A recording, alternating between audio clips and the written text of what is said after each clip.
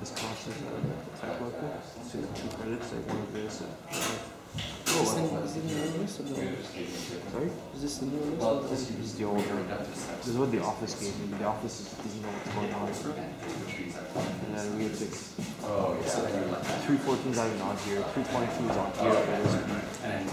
Another one for 6. I can't start and like I take the same You can still take the same courses. They count as your Hi everyone. instead of your core course. So last time we talked about linear programming problems. We talked that they might be unbounded, they might be infeasible, and what was most important, we started to talk how to solve the problem once it is bounded and feasible. So we started talking about a particular example. I will go to the example and actually repeat some of the steps that we already did. The example was like this: maximize 3x1 plus x2 subject to x1 minus 2 times x2 smaller or equal than 2, 3x1 minus x2 smaller or equal than 11, x1 plus x2 smaller or equal than 9, and those variables are positive. So we started talking about this linear programming problem. It is in the standard form: maximize a function, all the constraints are inequalities in this direction, and all the variables are positive. And if you recall, we made several observations. One observation was it pays to try to push some of the inequalities to their very limits, to replace them by actual equalities. And the second observation was, well, it doesn't make too much sense to try all possible pairs of inequalities, because there are just too many of those. I mean, in this particular problem there aren't that many, maybe just 10, but in general, if there are lots of variables and lots of inequalities, it's just not practical. So our idea was, well, let's start with one feasible solution, which was quite easy to find. Just take these two inequalities and push them to the limit. Take x1 equal to 0 and x2 equal to 0. It is a feasible solution in this case. And from there, try to replace one, just at each step, try to replace one of the inequalities which got pushed to its limit by another one, which will increase the value of the objective function. And the way we did it was like this. We first introduced some notation. We gave a name to the function, objective function that we call z. We introduced some slack variables, kind of additional variables which did not appear in the original problem. The original variables are called decision variables. They are used to actually make a decision about what the answer means, or something like this. What kind of, if there's a production problem, decision about the future problem, future kind of schedule for production. The slack variables will adjust for us, that a convenience for us. So we introduced a variable x3, which is the difference between this side of inequality and that one. Its meaning is to what extent this inequality is actually pushed to its limit. So it's 2 minus x1 plus 2 times x2. And saying that this inequality holds is the same saying that x3 is positive. And similarly for the other ones. We introduce x4, which is 11 minus 3x1 plus x2. We introduce x5, which is 9 minus x1 minus x2.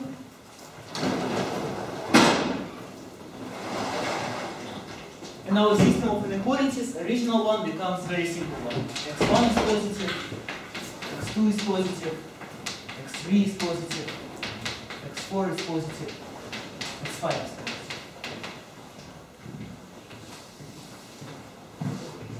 And our first step is, well, let's take these two inequalities, the ones which appeared in the very beginning, and well, kind of push them to their limits.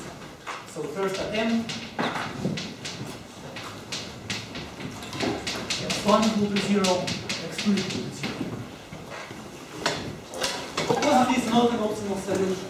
In this case, z is equal to 0, which is a very small number.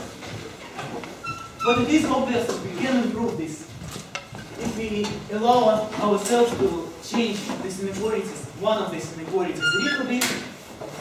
Well, we see that z will grow. Z is 3 times x1 plus x2. For instance, for every 1 unit of increase in x1, we'll gain 3 units of increase in z. So it makes sense to try to increase x1. So try to increase x1. And I will not do too much simultaneously. I will keep my x2 fixed. So keeping x2 equal to 0. So at each step I will change only one variable. Okay. Now, to what extent I can increase x1 while keeping the solution still feasible, while satisfying these inequalities? Well, here I have almost the answer. The first inequality tells me x1 can be pushed only to 2. Once it reaches 2, x3 becomes 0 and I cannot go further. So up to 2 from the inequality x3 must be positive. Well, the other inequality x4 is positive, tells me I can increase x1 only up to 11 over 3. So up to 11 over 3 from the fact that x4 must be positive. And finally, the last inequality tells me that I can increase x1 only up to 9.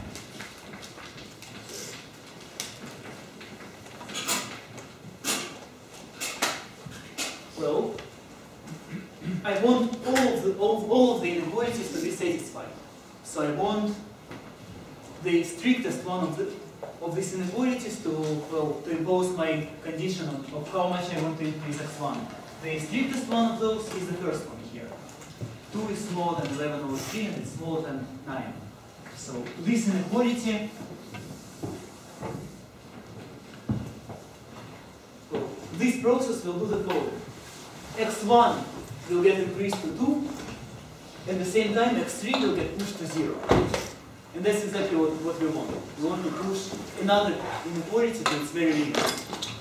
So now x1 becomes 2, x2 is still 0, x3 is now also 0. Once I increase x1 all the way to 2. And that's exactly what we wanted. We wanted to push another inequality to its limit. Okay, what happened to z? Well, very easy to see. Once x1 is 2, z is 3 times x1 plus x2, well, it is 6. Okay. So we improved a little bit, but that's not the end of the story. Maybe I can still improve z, well, can increase z by changing. So now I put these two inequalities to their limits.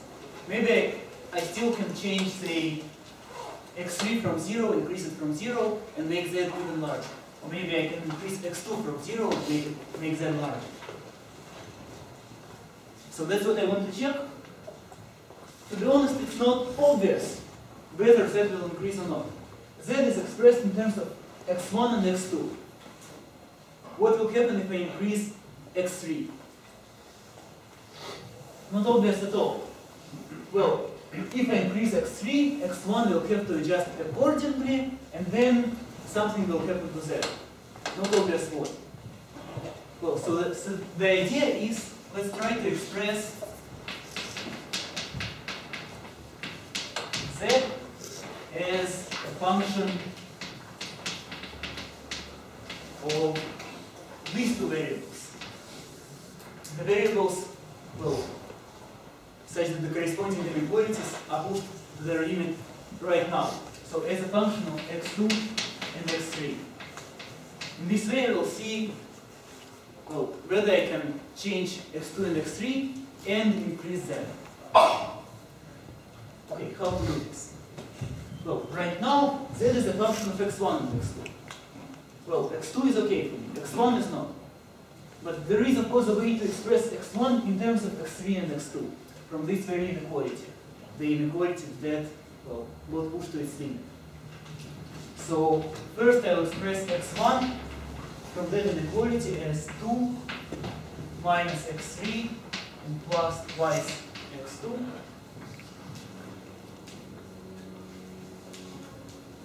And then I'll see that z is, so please leave 2 lines here because we'll add something here later. But first let's express z as a function of x2 and x3. So it used to be 3 times x1 plus x2, now it's 3 times this expression that we found for x1, and still plus x2. So it is, if you open the brackets, it's 6 minus 3 times x3, and plus 6 plus another 1 plus 7 times x2.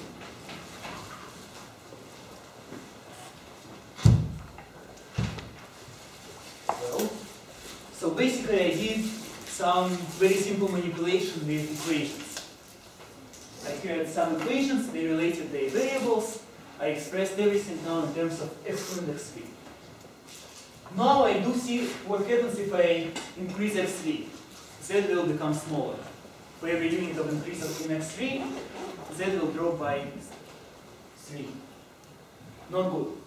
But if I increase x2, something good is going to happen. For every unit of increase in x2, Z will grow by 7. So it is a good idea to try to increase x2 right now. Okay. So I want to increase x2. Question, to what extent I can increase x2?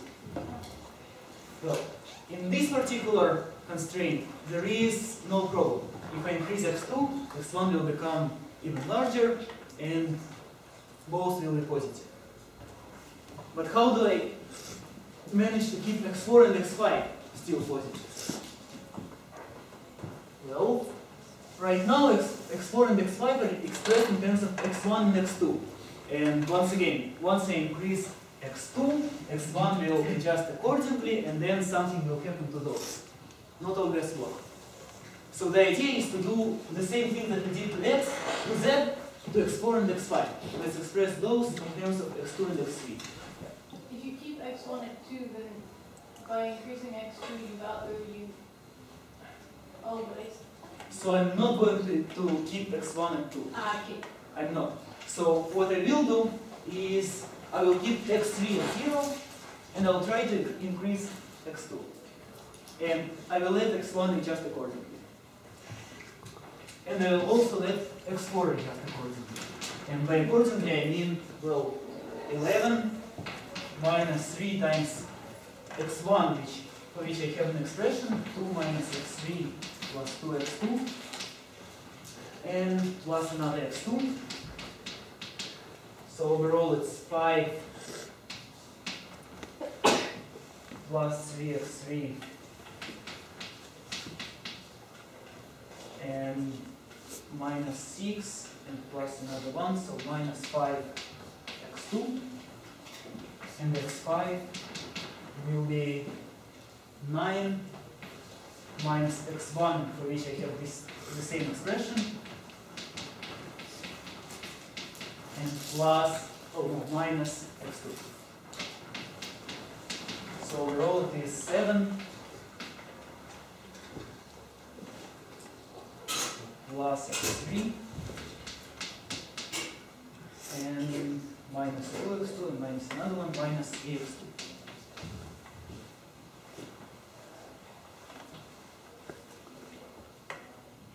And now something funny happens. Now I'm in a situation which is exactly analogous to the situation where I started. I have 3 variables. They expressed in terms of 2 other variables. My objective function is a function of these 2 other variables. right now the two other variables are equal to 0, and I'm trying to increase my objective function while keeping all the variables positive. That's exactly the same form of problem that we started with, except now the variables are different. Here x1 and x2 are 0, here x2 and x3 are 0. Well, how to improve that? Well, I'll do exactly the same thing that I did over there.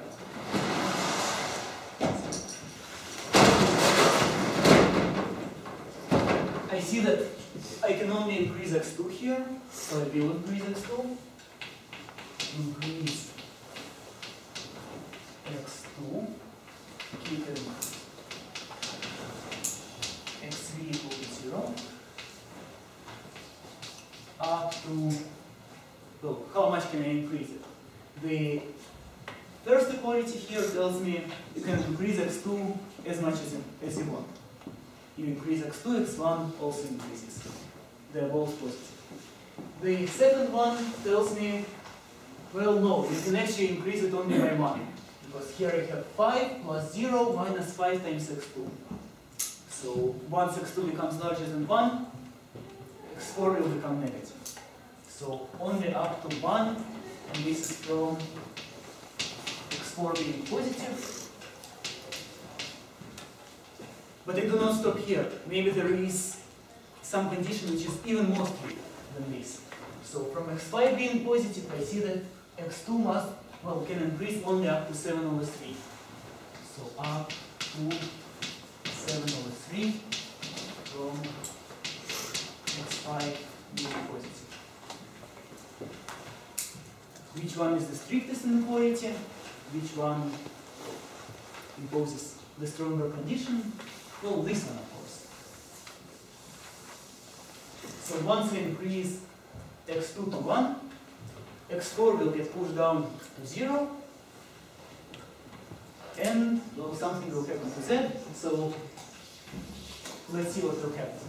So now x2 will be equal to 1, x3 will be equal to 0, x4 will become 0, and what will happen to z? How much did we increase it? Well, I have an expression for z. Z is 6 minus 3 times x3 plus 7 times x2. x3 is 0. 6 plus 7 times 1, 13. So I did increase my z quite a bit. But once again, I have to ask the question, maybe I can proceed even further. Maybe I can increase z even further. Now I have these two inequalities pushed to their limits. x3 is positive and x4 is positive. Now they became 0 and 0. Once again, maybe I can take one of these variables, increase it a little bit while keeping the other one at 0, and still increase z. So, it's a natural question. We'll do exactly what we did before. We'll try to express z in terms of x3 and x4. Right now it is expressed in terms of x3 and x2. So I want to express x2 as a function of x3 and x4. How to do this? Well, I'll go to this equality with x4, x2, and x3. The inequality which got pushed to its limit. So the one which involves x4. And I'll express x2 as, so what is it? It's 5 plus 3 times x3 minus x4 and multiplied by 1 over 5. So now I will get numbers which are not that nice. 1 plus 3 over 5 times x3 and minus 1 over 5 times x4. Once again, leave some space for the other variables, but before I express the other variables in terms of x3 and x4, let me express z in terms of x3 and x4. The reason I do it in this order is because, well, if I will see that I can increase z, if I will find some coefficient here with positive sign like here, then I will compute the other variables. If all of them are negative, well, then I should just stop, because then I cannot push that any further. So let's do this. Z, which was 6 minus 3 times x3 plus 7 times x2, now becomes 6 minus 3x3 plus 7 times this thing. 1 plus 3/5 of x3 minus 1/5 of x4.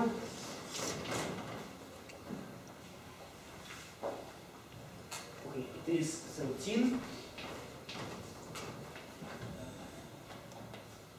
minus 3 times x3 and plus 21 over 5 times x3. So 21 minus 15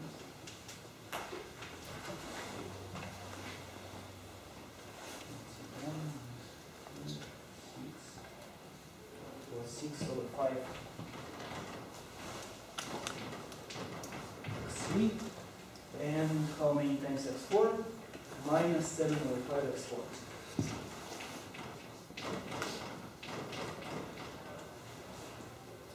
I can check if I didn't make a mistake. Well, I think it's okay. So now I have the expression for z, and I see that, well, I still will have to continue. There is still room for improvement. For every unit of increase in x3, there will be 6 over 5 units of increase in z. So I can still increase z. I have here plus 6 over 5 times x3. It doesn't make sense to try to increase x4 because it will only decrease z. But increasing x3 is good. So let's continue, because well, I will want to know to what extent I can increase x3, and for this I'll have to know how the other variables are changing when I increase x3. So I still have to express x1 and x5 in terms of x3 and x4. Okay, x1, I have to equate it was 2 minus x3 and plus 2 times x2, and x2 is now this thing, plus 2 times 1 plus 3 over 5 x3 minus 1 over 5 x4. So it becomes 4 minus x3 and plus 6 over 5, so it's plus 1 over 5 x3. And minus 2 over 5 x4.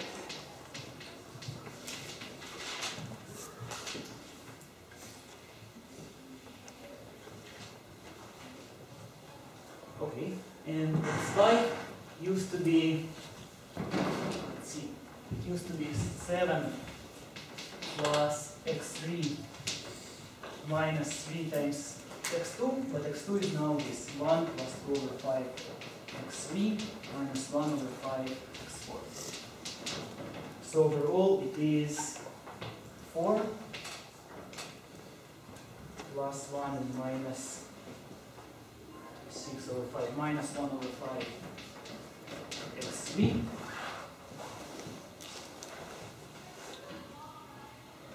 and plus 3 over 5 x4.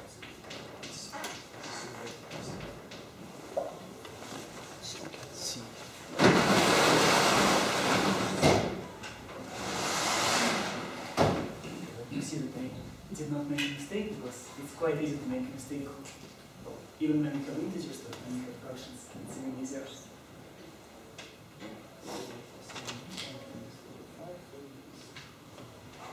Since I did make a mistake, somehow.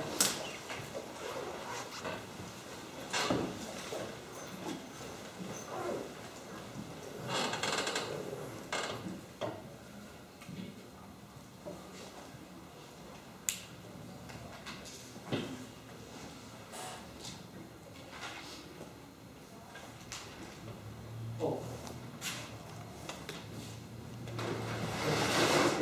So here it was 1 plus 3 over 5 x3. So t squared used to be 3 over 5. And now it becomes 1 minus 9 over 5. So it is minus, instead of 1, it becomes 4.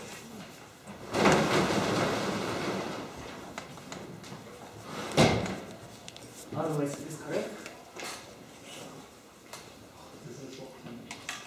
It is tedious, yes. So I must admit that while I was preparing, I had to solve this problem twice, just to make sure that I did not make a mistake in between. And If that's the case, you won't be expecting an exam question this tedious, right? you will be expected to solve some of the tedious questions. I mean, maybe the exam questions will not require full 3 iterations like this one, but maybe the question would be perform one iteration of the simplex algorithm on such and such data. Quite reasonable. Or, I mean, once I come closer to the exam, I will of course talk about the exam, and we'll talk what is expected of you, but I mean, working with numbers, basic arithmetic is expected of you. So, for this method, if 2 of the constraints originally cross the origin, how will we approach this? If we started at x1 equals 0 and x2 equals 0, and then say 2 of the constraints, if they cross the origin, then we wouldn't be able to increase x1 or x2 while keeping the other at 0. Right? So we'll talk about, this is called degenerate iteration, and we'll talk about it next time. So it's kind of, it occurs quite rarely, and I mean, just for first examples, we'll have only examples where you can increase something and where at each step the objective function doesn't increase. And next time we'll talk about some of the problems. There are degenerate iterations, there are cyclic problems. We'll talk about what problems now. First examples will be good. Okay, so let's finish this problem. I agree that it is long and tedious, but still.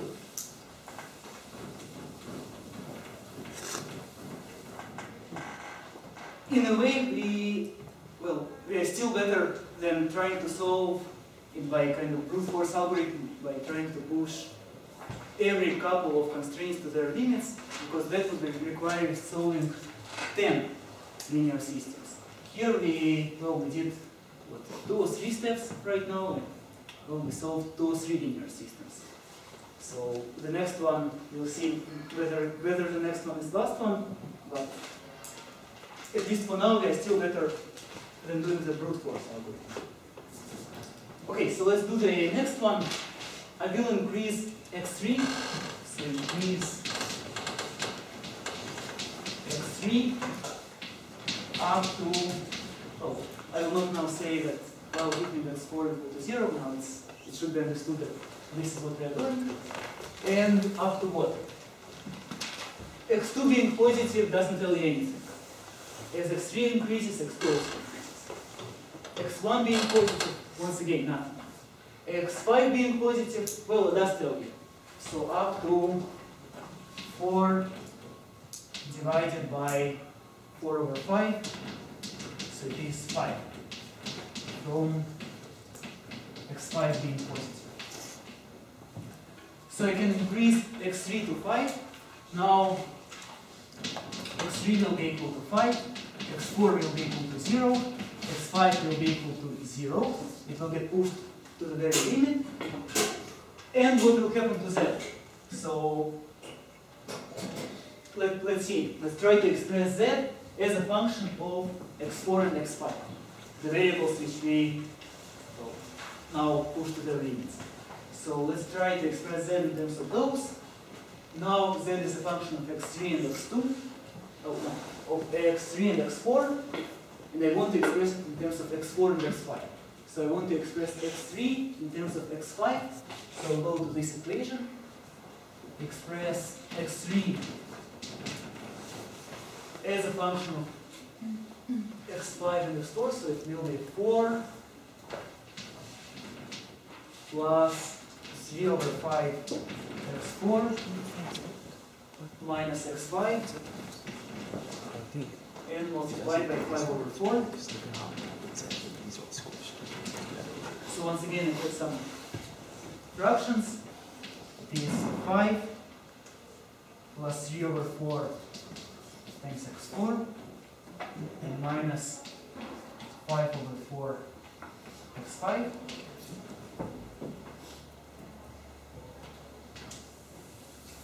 Let's see what happens to z. Z used to be 13 plus 6 over 5 x3 minus 7 over 5 x4. X4. Sorry, I wanted to plug in the expression for x3. So 6 over 5 times x3, which is this. 5 plus 3 over 4 is 4, minus 5 over 4 is 5, and plus 3 over 5 is 4.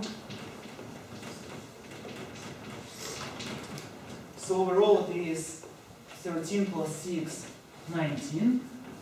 So now you see that we increased z all the way up to 19. Next, what happens with x4?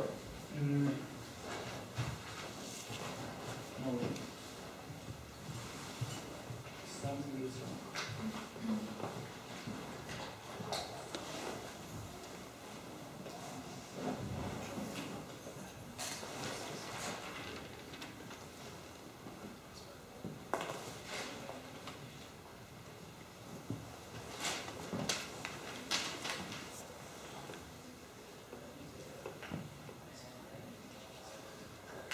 Oh. It was not plus 3 over 5 x4, it was minus 7 over 5 x4. So I looked at a different place. So this should be minus 7 over 5 x4. Okay, so maybe now it will be better. So 6 over 5 times 3 over 4, so it's 18 over 20, and minus 28 over 20, so it is minus 10 over 20, minus 1/2 x4. And minus 6 over 4 x5, so minus 3 over 2 x5. Which is fantastic. Now I have 19 minus 1/2 of x4 and minus 3/2 of x5. I see from here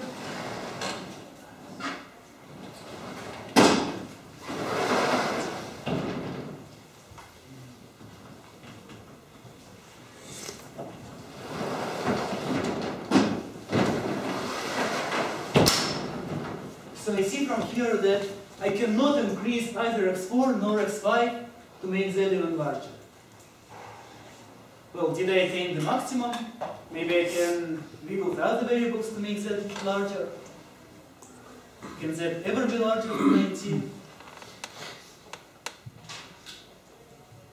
Why not? Well, for z to be maximum, you have to have x4 to 0, and you have to have x5 to 0. And once you have x4 to 0, x5 to 0, all the other variables are known, because this is why you express them. Well, but I mean, why for there to be maximum x4 and x5 must be equal to 0? x4 and x5 are positive. Exactly, yes. So I know that for whatever feasible solution I have, x4 is positive and x5 is positive. So for any feasible solution, z will be, well, 19 minus some positive amount. So the largest it can ever get is 19. And I can get it to be 19 by making x4 equal to 0, x5 equal to 0. And then I have all the other variables. So from here, I see that x4 is positive, x5 is positive. So z is at most 19. That's important. And z is equal to 19 for, well, x4 equal to 0, x5 equal to 0. Let's see, x3 is equal to 5 from here.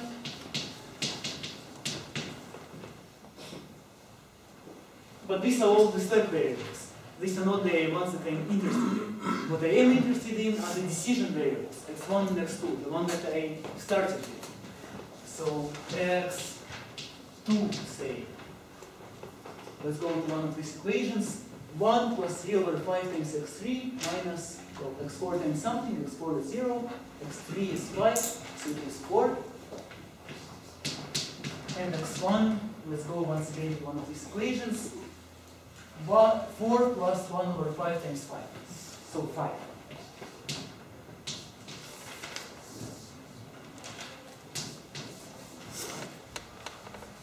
So now I found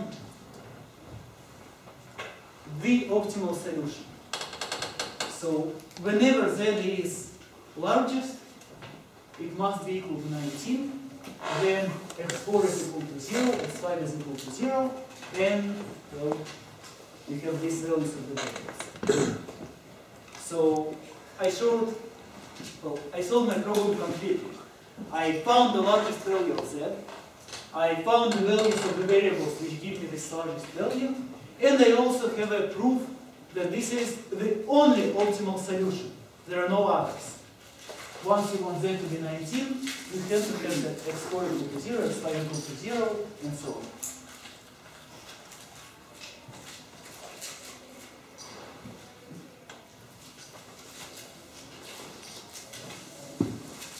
Okay, so maybe questions about what we did. This was our first example of the algorithm that we are going to explore during the whole semester. So this algorithm is as basic to linear programming as, say, Gaussian elimination is to linear algebra. It is, I mean, all the course of linear algebra is basically about Gaussian elimination. I mean, yes, you might talk about some vector spaces and some fancy stuff, but the basis is Gaussian elimination. In the same way, we are going to talk about duality, we are going to talk about some applications, but still underlying all this will be this kind of algorithm. So maybe any questions about what we did? Yeah. Why have we reverted back to inequalities in the last statement? You have x4 is greater than or equal to 0, x5 is greater than or equal. I thought we just decided that x4 and x5 were back to 0. Yeah, so this happens, so I try to explain why, so maybe I should write a full statement. This is positive and this is positive for any feasible solution.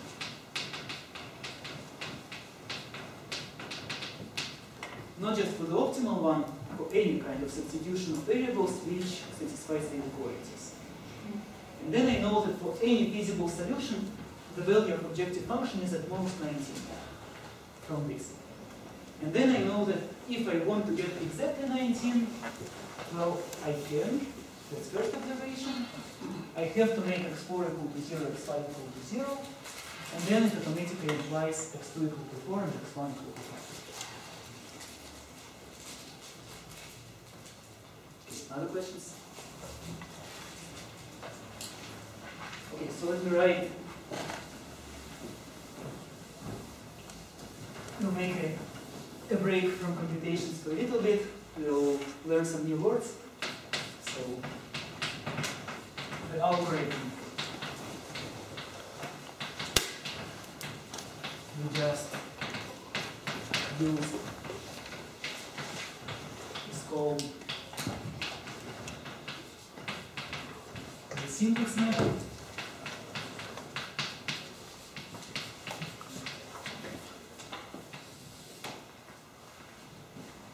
So when we are going to talk about the syntax method, it is about this algorithm. Choose one feasible solution where n of the constraints got pushed to its limit and try to improve on it by changing one of the constraints by making one of the variables increase up to the point where some other constraint gets pushed to 0 and repeat. So that's called the syntax method.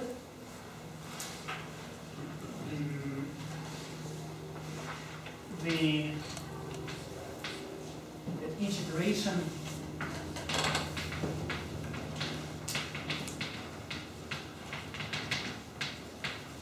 we express everything in terms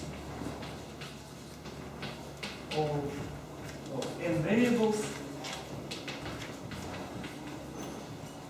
where n is number of variables in the original problem.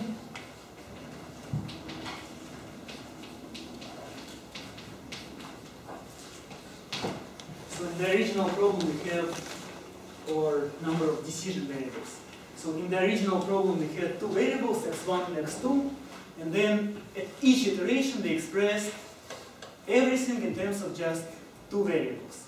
It didn't have to be x1, x2, we could have used some slack variables as we did, say x2 and x3, or x3 and x4. And these variables are called basic.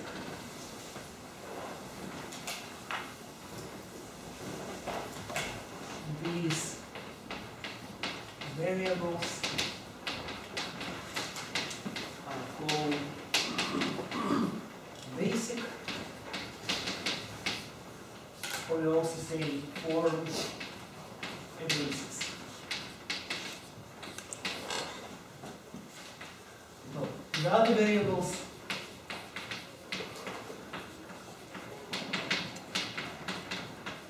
are called naturally non-basic.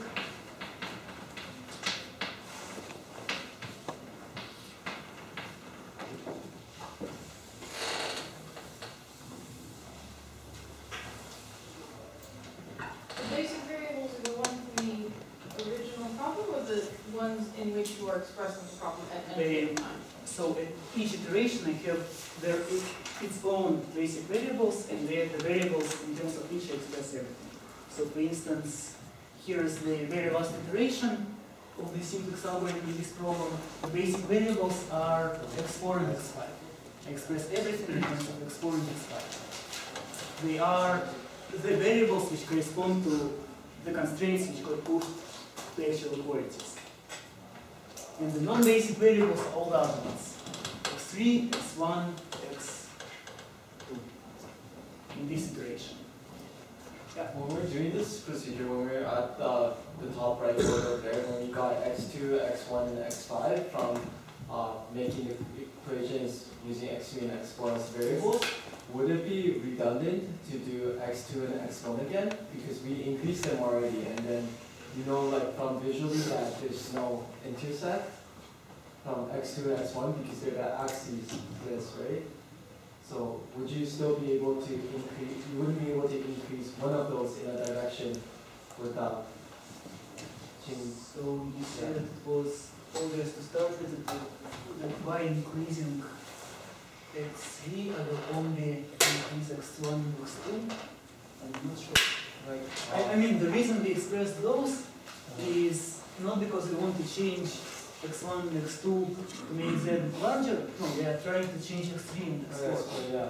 But the reason we express those is, well, I want to know how much you can increase x3 and, well, in this case, Because we already pushed them to the boundary at one point already. Could we, like, as a separate equation, is it possible that they will be pushed again? Because they've already been pushed once, so would it be redundant to say that they're on the new boundaries if we already pushed so them to them? maybe in two-dimensional problem you're actually right, but in general, I mean, when there are very many variables, the kind of geometry of the question might become much more complicated. Oh, I mean, even three-dimensional polytope might be quite convoluted. You might encounter the same bound several times. oh, I To see. kind of roll over edges of the same face. Yeah. In one dimensions, it's even more complicated. So, I mean, your observation might be true in two dimensions, but you have to think about it. I mean, it looks like it is true. But in several dimensions, it is false. So I don't want to emphasize it. Thanks. Other questions? Okay, so this is just names for the variables in terms of which we are expressing and the variables which we are expressing. And the choice. Oh, yes. So increasing one of the basic variables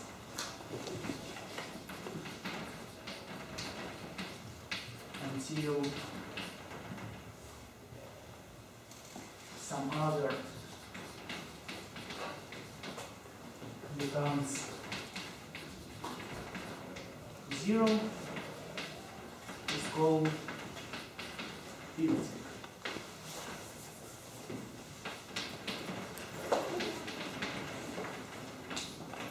So in each step we look at the basic variables and we see does it pay off to try to increase one of those. And that we see from the expression for the objective function. If you have a positive coefficient of some variable, it does make sense to try to increase it. Well, once we try to increase it, we have to decide to what extent we can increase it. And then we look at these equalities and we see, well, increasing up to what extent to push one of those to the very limit. So one of the non-basic variables will become 0. This process is called pivoting. You take a basic variable, you make it non-basic, you increase it from 0 to something, and another variable becomes basic now. It decreased from something to 0. And this process of pivoting, well, in this example, we didn't encounter any ambiguities. But in general, well, actually we did encounter one ambiguity. In the very first step, our objective function was something like 3x1 plus x2. And we asked which variable can we increase to gain something in terms of the objective function. And the answer was both. Increasing x1 increased the objective function, and increasing x2 also increased the objective function. So we had to make a choice. And our argument was, well, we have 3 times x1, which increases fast, and 1 times x2 increases not that fast. So let's choose to increase x1. So such a rule is called the pivoting rule. So the rule in which variable leaves the basis. So this is just saying that some variable will increase from 0 to something. So which variable will get increased and which enters the basis.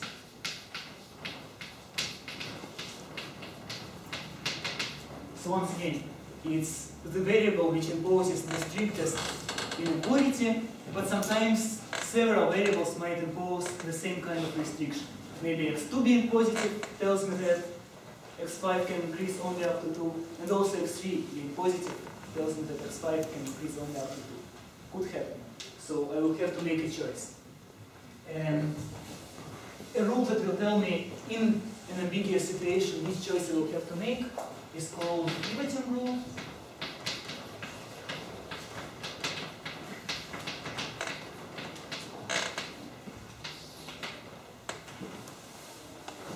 And let me give you an example one.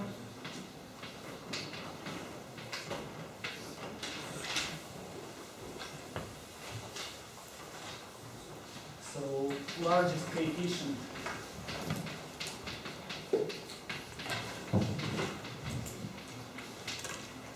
pivoting rule tells that the basic variable with the largest coefficient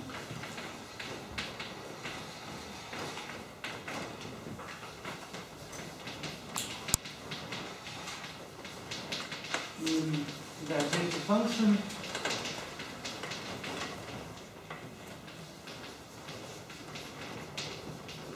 leaves the basis.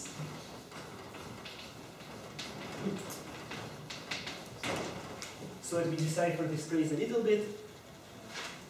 At each step I will have an expression for the objective function, let's say z, as a function of the basic variables. Some number plus some coefficient times x1 plus some coefficient times x2 plus some coefficient times x7. Something like this. Which one of these variables should be increased? Which one will leave the basis at the next step? Well, this rule tells, look at the coefficient with at the variable with the largest coefficient, largest positive coefficient, of course, and increase this one. So it is kind of greedy rule. It will choose the variable which will increase z the fastest by, well, just for a unit of increase of this variable, z will increase the fastest. It's not always the best rule, but it is, well, a nice practical rule, and I mean, it has its own problems. It's really not always the fastest. You can come up with examples where it's really, really slow rule, but well, it is a rule that is used quite often. There are others, but for now let's keep it simple. Let's have only one of those.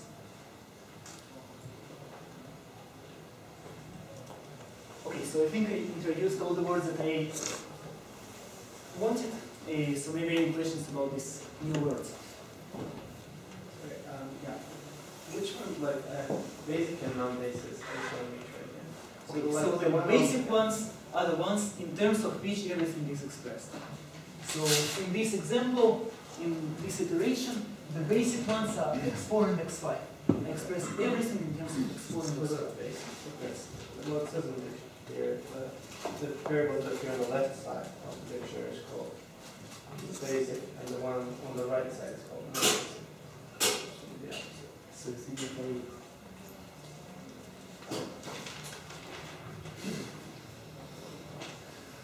So I was looking.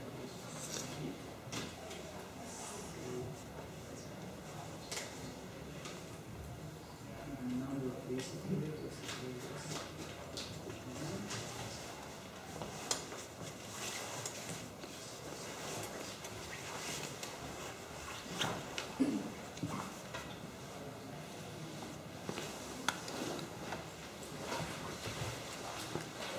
I might be confused. Maybe that. Right, can I read it? So the right hand side is basic.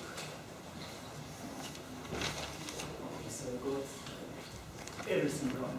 So basic and non-basic, the ones which enter the basis and leave the basis. Right. The one that expresses z and the variable these are says Non-basic. I see. It's variable. So you'll have to. Yes. It is variable. So I'll have to. But I think your terminology makes more sense. So the trouble with terminology is that it has to be standard. And I just thought, even if it makes sense, it's really the other one. So, okay, so sorry for this. I will make corrections, and I hope the amount will be correct. Okay, so the variables in terms of which everything is expressed are called non-basic. But they form the basis. They call that basic. No, actually, the basis still is the ones on the left hand side. Okay, so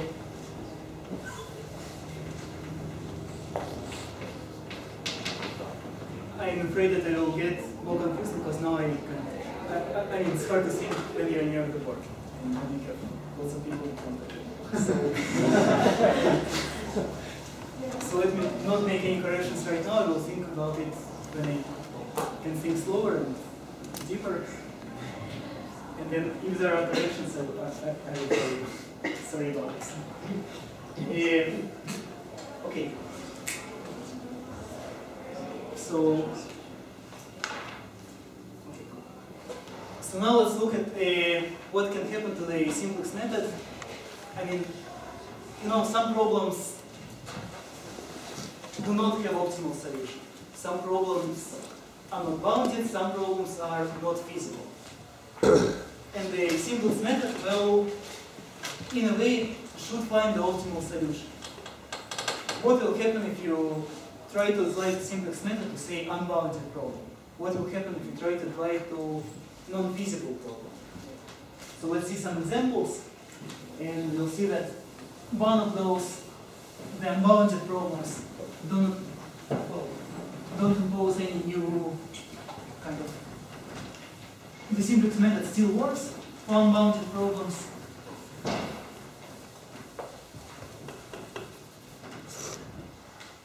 And, well, for infeasible ones, we'll discuss what happens.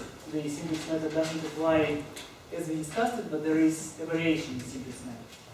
So let's have an example, and it will be an example of unbounded problem.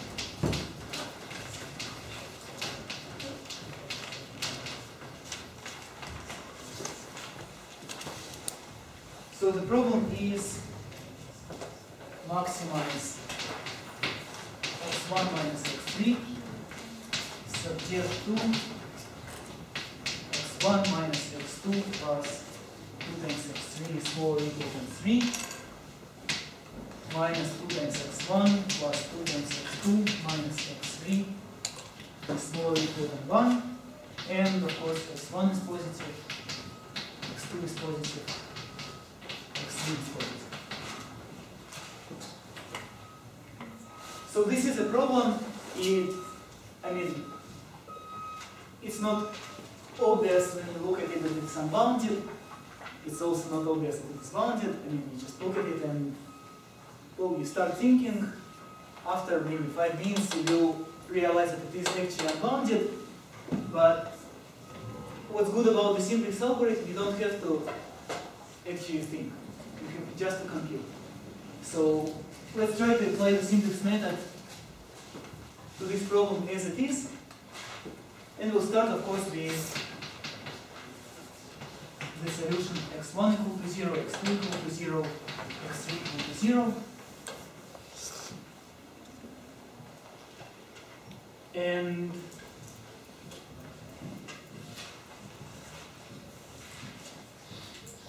well, we'll have to introduce some slack variables for the inequalities.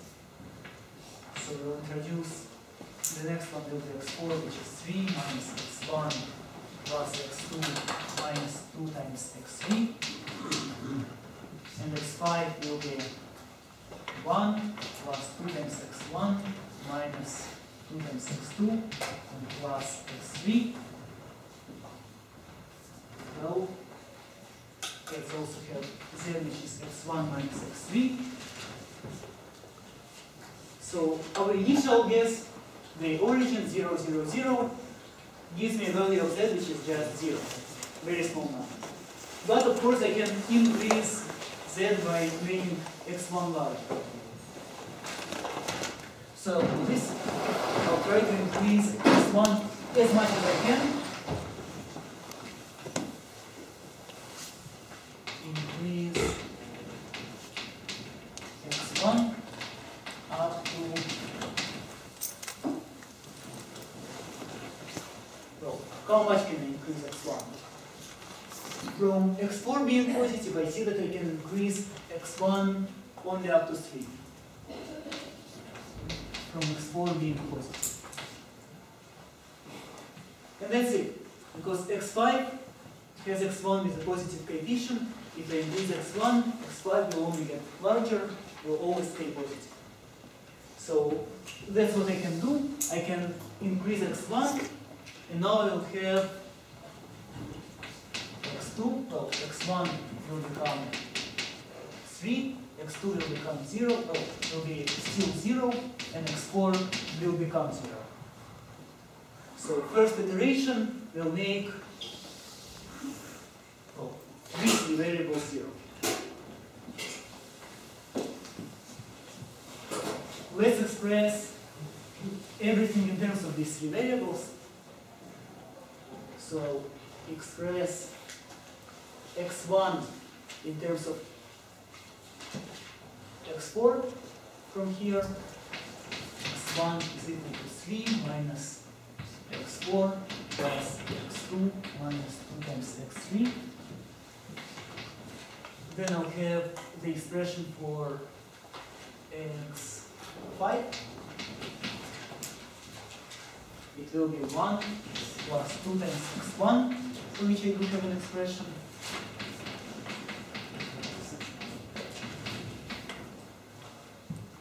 Minus 2 times x2 and plus x3. So you see I express everything in terms of x2, x3, and x4. Okay, I have 7 minus 2 times x4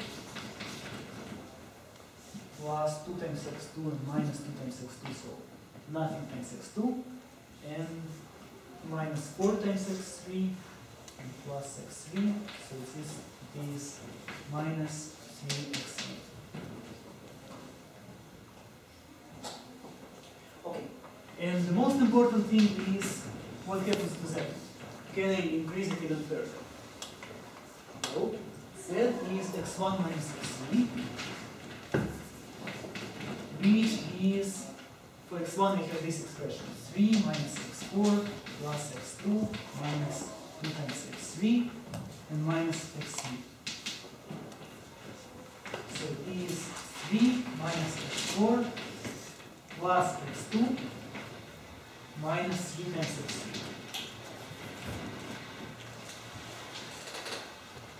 So for now I just did one iteration of the simplex algorithm, no problems, no new phenomena happened.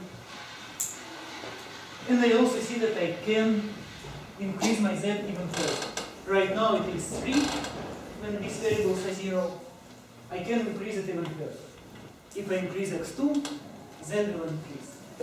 I cannot increase x3 or x4, but I can increase x2. So I'll do this.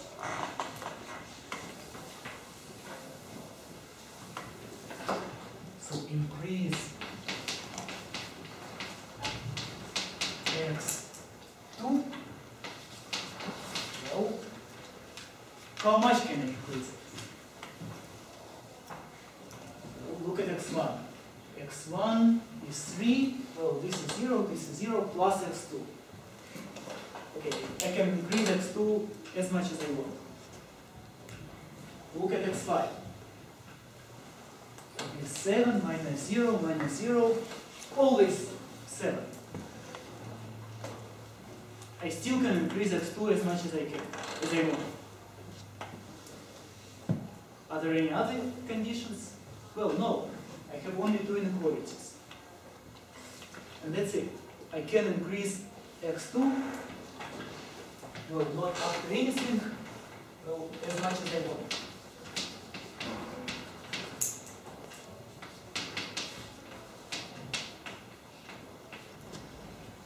So let me make x2 to be just a parameter, t. And then I have the following expressions. x1 will be 3 plus t, so it's 3 minus 0 plus t minus 0. x5 doesn't matter, x2, x1, x3 is important. Where is x3? Oh, x3 is equal to 0. So we keep x3 at 0.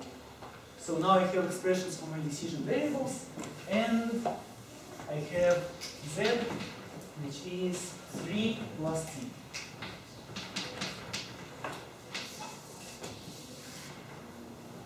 So for any number t, which is,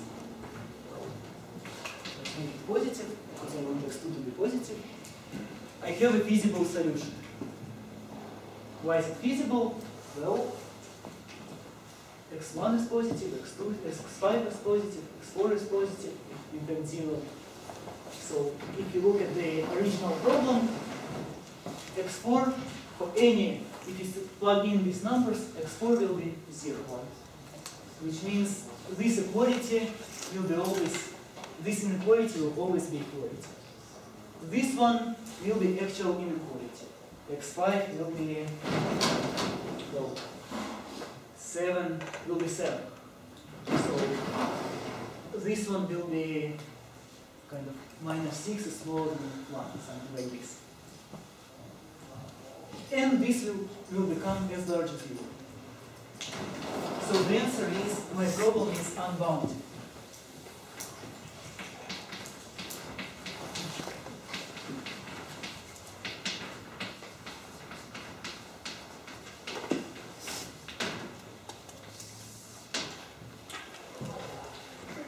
So the lesson is, simplex algorithm works with unbounded problems just as well as it works with bounded problems. It's just that at some step, you'll try to increase a variable, and miraculously you'll be able to increase it as much as you can. Once you can, we'll make it the parameter, express all the other variables in terms of this parameter. This shows that the actual function can be increased as much as we want. So what's good about it is, once again, you don't have to think about the problem. You don't have to argue, well, this inequality, well, I try to make x1 large, but then I'll have to make x2 also large because it will have to compensate to make the first inequality true, and then we'll argue even more and make a long chain of complicated arguments. Well, it's not necessary. Just apply the simplex method.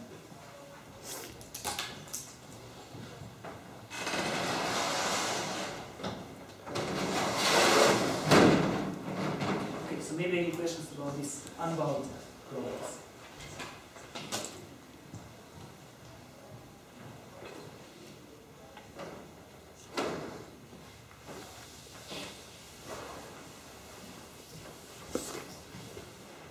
So I think I have enough time to show a very cool trick which will treat problems which are, well, not obviously feasible. So in the previous questions, we basically have two examples of the simplex algorithm, but we didn't know how to start the simplex algorithm. We knew that if I choose my decision variables to be equal to 0, the solution is feasible, and I can start the algorithm from there. It's not always the case. So let me give you an example.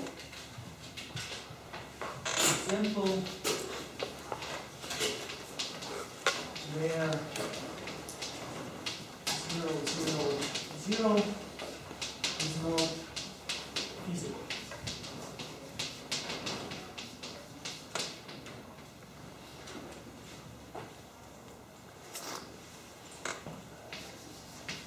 So the problem is maximize x1 plus x2.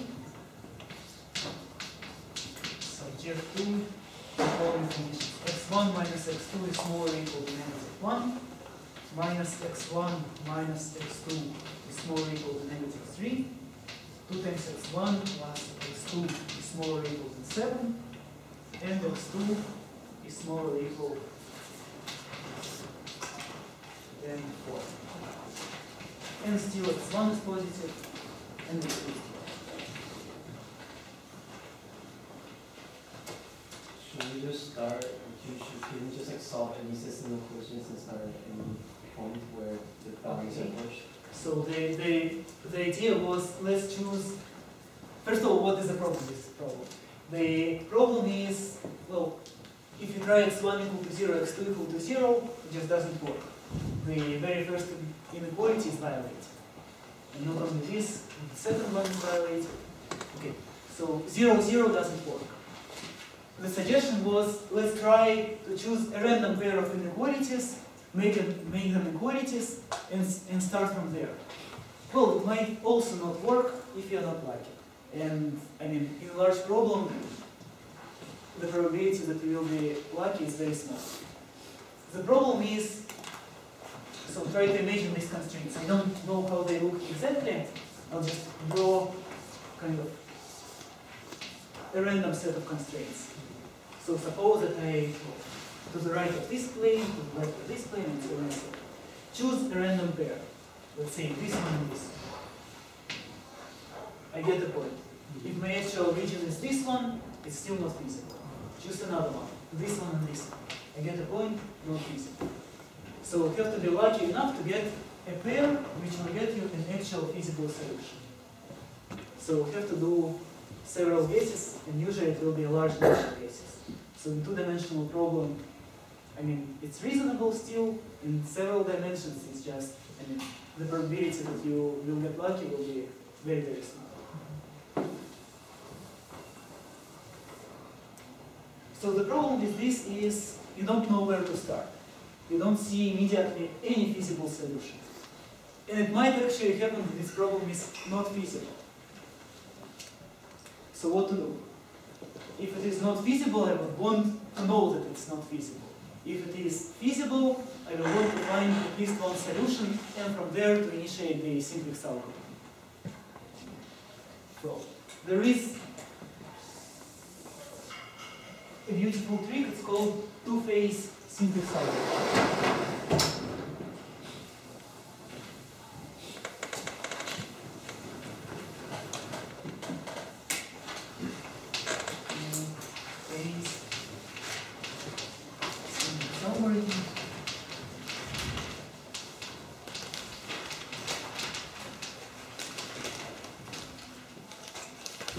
The idea is as follows. Well, these inequalities are pretty hard to satisfy. Let me make my job simpler. Let me introduce a new variable, and okay, so leave a line here. I will fill it in later. But now I will change my problem to a much simpler one. Instead of the first inequality, I'll only require like something like this. So this is a number, it might be not smaller than -1. Let me subtract another number, x3. I'll make this smaller than -1. So second inequality, once again, this number might not be smaller than -3. Let me subtract kind of 1 million, and it will become smaller than -3. Third inequality might be not true. Maybe 2x1 plus x2 is not really smaller than 7. Let me subtract this 1 million. I mean, by 1 million, I mean a huge number. And it will become smaller than 7. And finally, maybe my x2 was not to start with smaller than 4, but once I subtract a huge number, it will become smaller than 4. Well, let me impose the condition that still I want x1 and x2 to be positive, and that my number that I subtracted from each one of these left sides is also positive. So these inequalities are really easy to satisfy. Choose any x1, any x2, for instance 0, 0, and make x3 large enough. So let's kind of see what happens. If x1, x2 is 0, choose x3 to be at least 1 to satisfy this, at least 3 to satisfy this, and whatever to satisfy the other ones. So choose any x3 which is 3 or more, and it will be a feasible solution. Okay, but it doesn't really solve my problem. I will have this. I will not satisfy the original inequalities, I will satisfy these inequalities. What to do? Well, let me find the smallest possible x3 that I can subtract.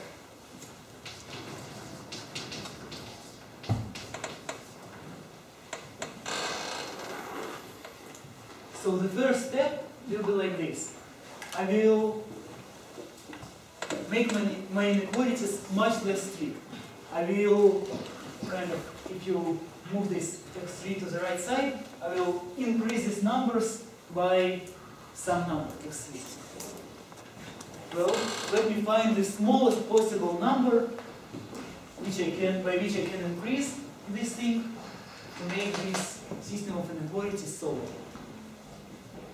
Well, if this number can be chosen to be 0, then I'm done. Because once x3 is equal to 0, well, my original inequalities are satisfied. If, however, there is no way to choose x3 equal to 0, my original system is not feasible. Because, well, for this inequality to have a solution, I must have x3 at least positive, well, some positive number. It means that here I have to relax my inequalities. So, let me write what I did here in words. So I relax each inequality by amount x3 and try to make x3 as small as possible.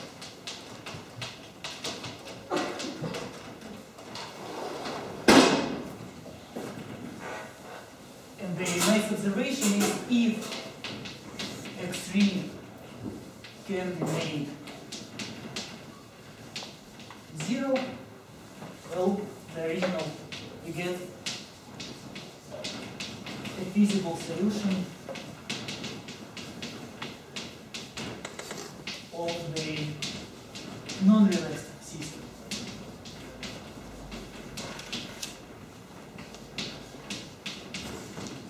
Which means the original one.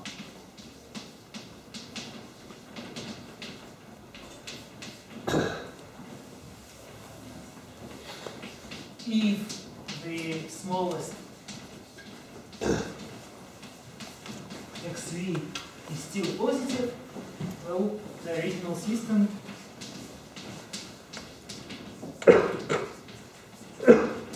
the original problem is infeasible.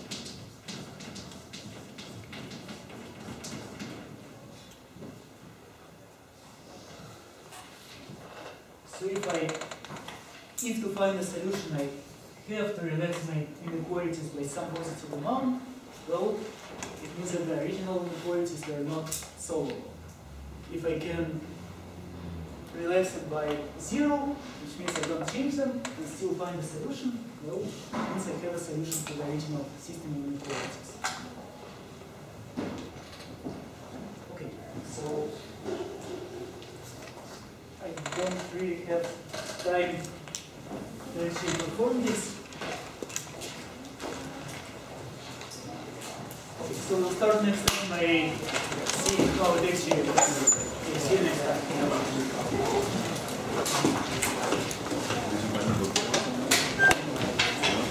I might,